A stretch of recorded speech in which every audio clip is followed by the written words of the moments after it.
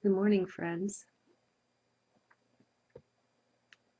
I'm kind of teary-eyed here in my meditation.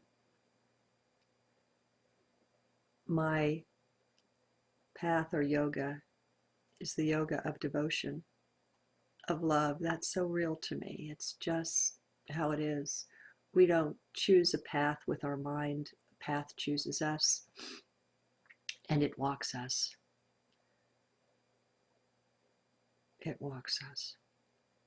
So it's a little bit iffy turning the camera on at this point, but what the heck. Um, Something just came to me, and that is I'm forever engaged, it seems, in sharing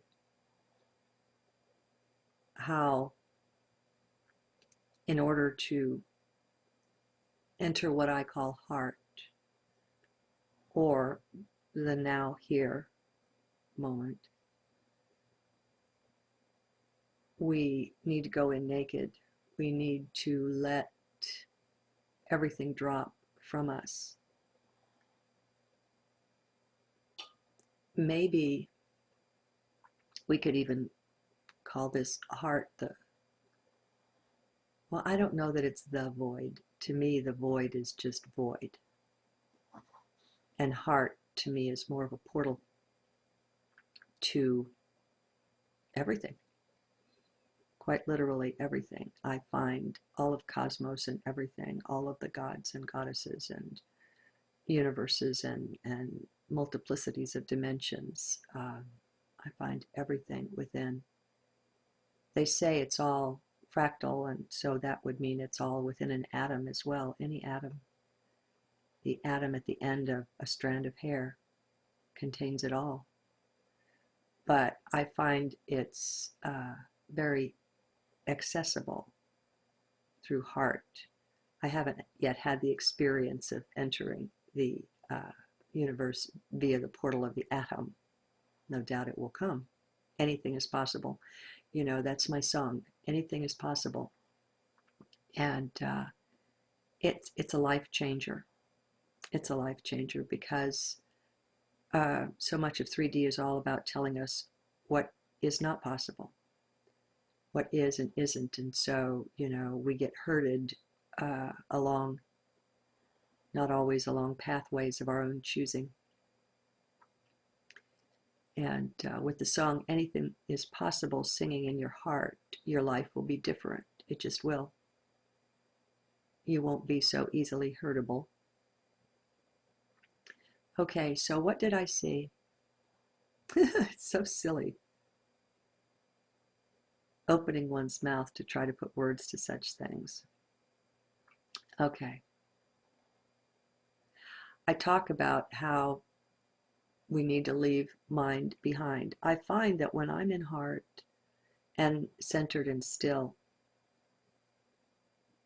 a thought may come up, but as long as I just look at it and then look away and don't pursue it, don't follow it, don't keep my attention on it, as long as I just return my attention back to my center, that's fine. It's harmless. Thoughts are harmless if we don't follow them. The ray of attention needs to be inward directed in order to remain in heart. Now, it's a real letting go. And the more time we abide there, the better we get at this. The subtle changes in our perceptions, in our attitudes, in our whole way of seeing mount up until one day we're really stunned as we realize how different our perspective is on things now.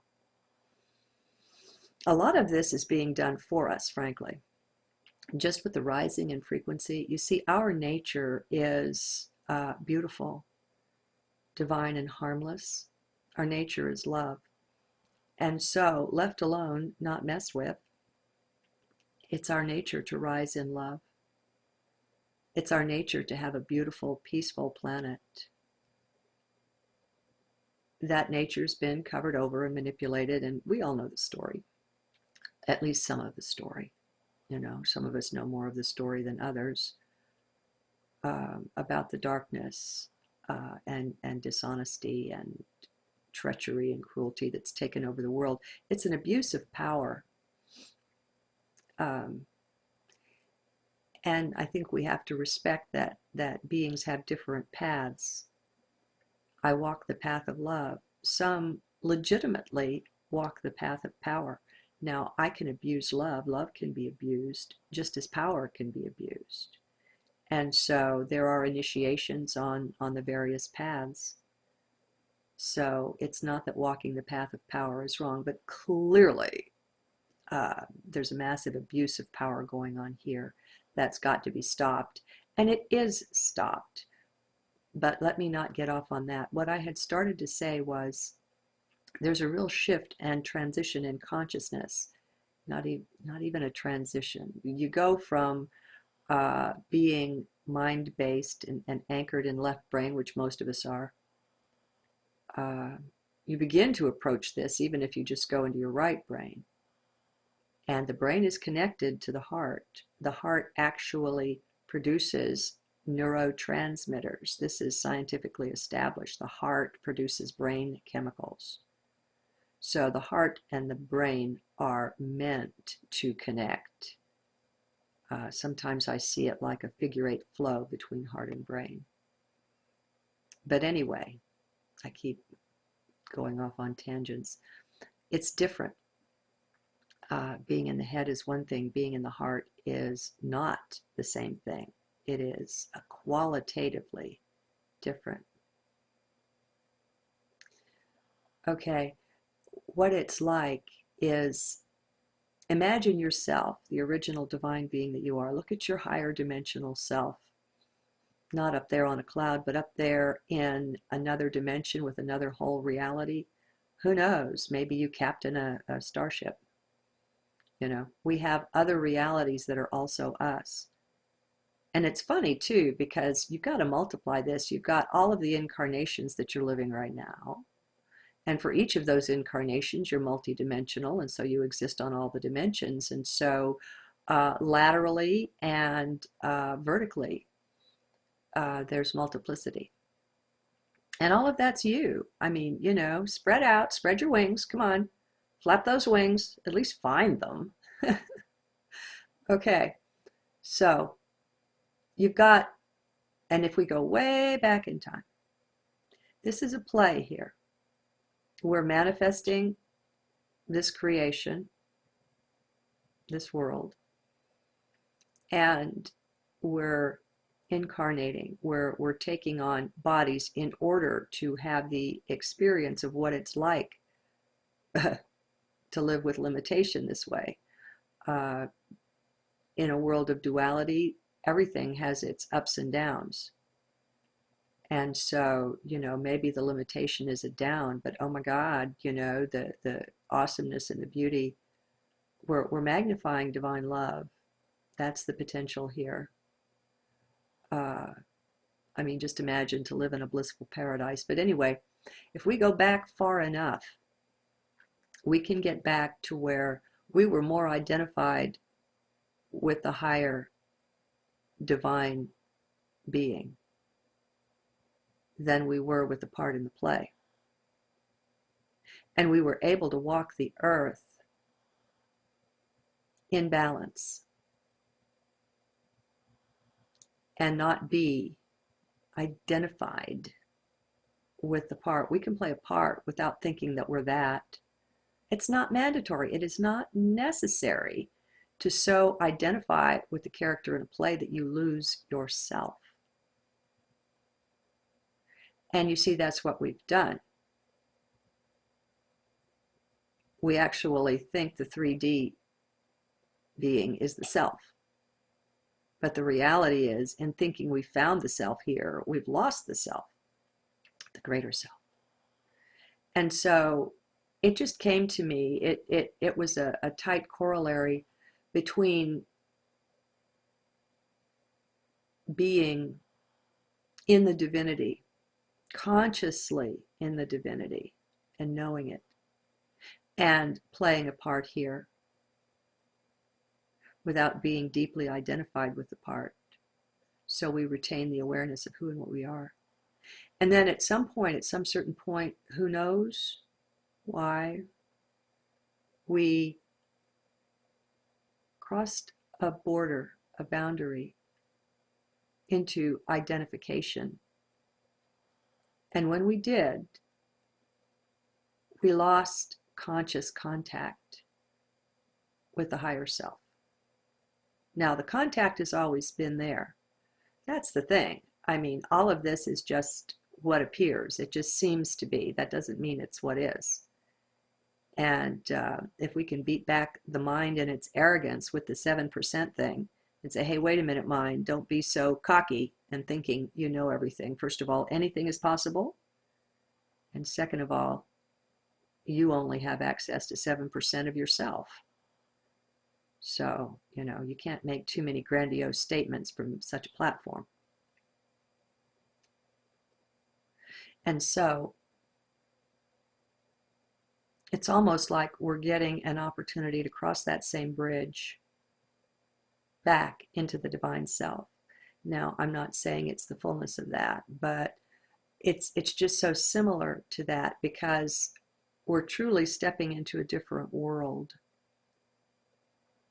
when we step into heart. And one of the ways that helps us make this transition is letting go of identity with 3D. As we continue to remind the self and to recognize more and more, hey, this is my left pinky toe. And we meditate and we ponder on who and what am I really? What about those divine aspects of myself living in different dimensions, having a complete life? Everything doesn't center around 3D. Everybody and everything and all the dimensions are not just focused in like we're the entertainment and the TV show here. There are complete lives and realities, full and complete, on these other dimensions. They're not angels sitting on clouds playing harps. That's such a shame that we should have something on earth that would be named after such a divine instrument, so that now every time we think of a harp, there's that deadly thing in there. Oh well, you know, not to be attached, not to let ourselves be manipulated and buffeted around emotionally by things. Well, don't identify. If we're not identified, they don't have anything they can get a grip on. They can't get a hold of you if you're not identified. If they can't put you in fear and get you disconnected from who and what you really are, then you're not manipulable. How's that for a word? Manipulable. It's kind of fun. Words can be fun. So I don't know how well that made it into words. It seemed a lot grander when it came, but maybe. I mean, all we can do here is be or give the reflection of that. It's not the real thing. It's like they say, it's the finger pointing to the moon, and so many are focused on the finger, you know. You tell your dog, go get your toy, and you point to it, and he's just looking at your hand and not getting the point. Okay, I'm proud of it. I'm going to make a little bitty video. For me, it's less than 15 minutes. Good day.